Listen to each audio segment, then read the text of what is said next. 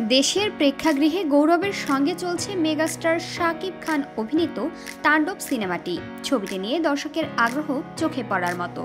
এরই মধ্যে শাকিব খানের তুমুল জনপ্রিয় সিনেমা বরবাদের প্রযোজনা সংস্থা রিয়েল এনার্জি থেকেও এই অভিনেতাকে নিয়ে নতুন কাজ করার পরিকল্পনার কথা জানা গেছে। তার মধ্যেই সোশ্যাল মিডিয়ায় ঘুরছে নতুন নতুন গুঞ্জন।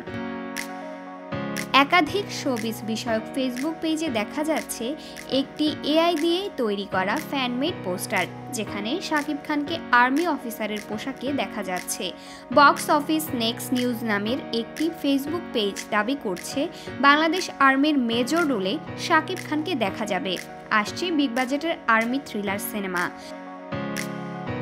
পেজটিতে আরও লেখা হয়েছে, ক্যারিয়ারের 2 যুগেরও বেশি সময়ে অসংখ্য ভিন্নধর্মী চরিত্রে অভিনয় করলেও এবার প্রথমবারের মতো বাংলাদেশ সেনাবাহিনীর একজন কর্মকর্তার ভূমিকায় দেখা যাবে ঢালিউডের মেগাস্টার শাকিব খানকে।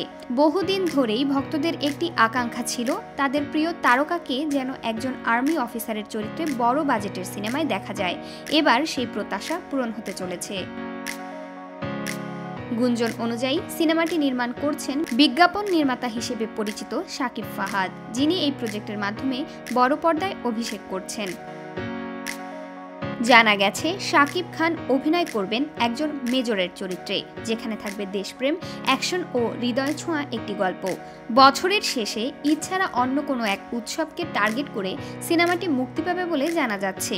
বর্তমানে চলছে প্রি প্রোডাকশনের কাজ, আর খুব শিগগিরই শুরু হবে শুটিং।